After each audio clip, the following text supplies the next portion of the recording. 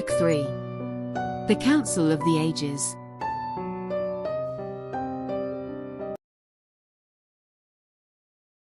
Chapter 3. Part 3.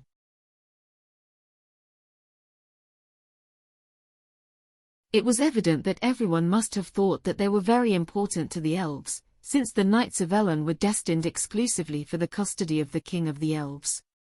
They advanced along a wide avenue that ran parallel to an artificial channel through which the sea entered. This channel was not used by boats, or at least they did not see any, and ended on a large building, which, as Kush learned later, was the palace of the Duke of Panan, lord of the city.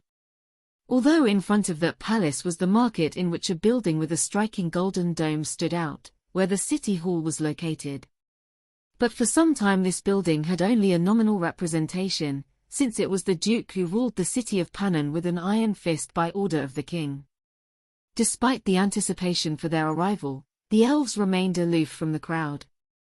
"We must depart as soon as possible, the council awaits his arrival to begin," Zinnarak ordered.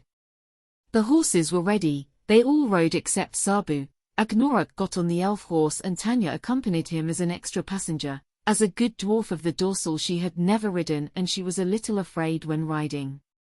Kritus, however, was already an acceptable rider.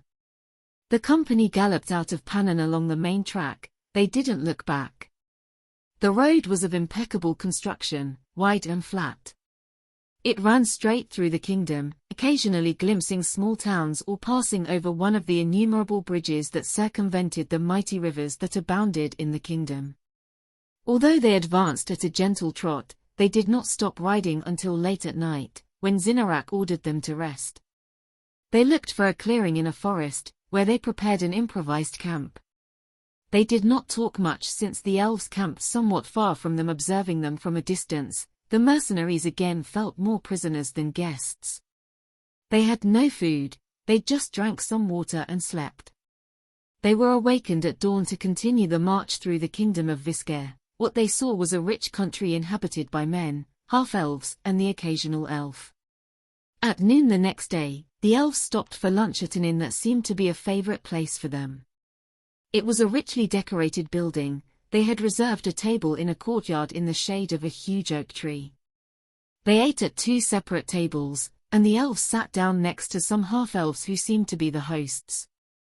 Agnorak and Kush noticed those who were sitting with the elves. They were half-elves, but those who cleaned the tables and seemed to be servants were humans.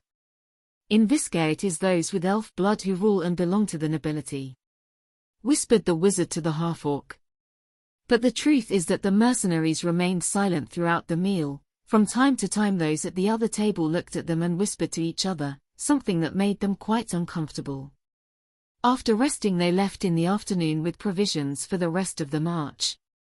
They advanced until nightfall to spend the night next door at a ford of a river, and again two camps were made.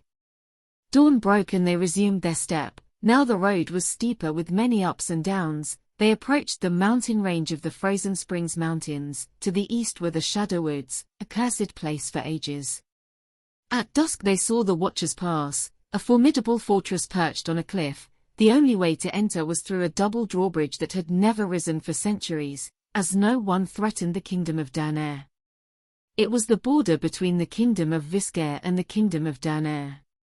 They rode slowly, admiring the fortress that had never fallen to any siege. Its high and thick walls apart from the cliff made this fortress a magnificent defense of the kingdom on its southern border. The kingdom of Danair was not very different from that of Visker, but the elven presence was much more noticeable, even though it was actually considered to be a human kingdom. After 2 days of travel, they arrived in the capital Danair, a beautiful town full of gardens and fountains. After a day's travel, they arrived at Danair's second most populous city, Tipia. They spent the night in an inn where they were able to rest in a very comfortable way.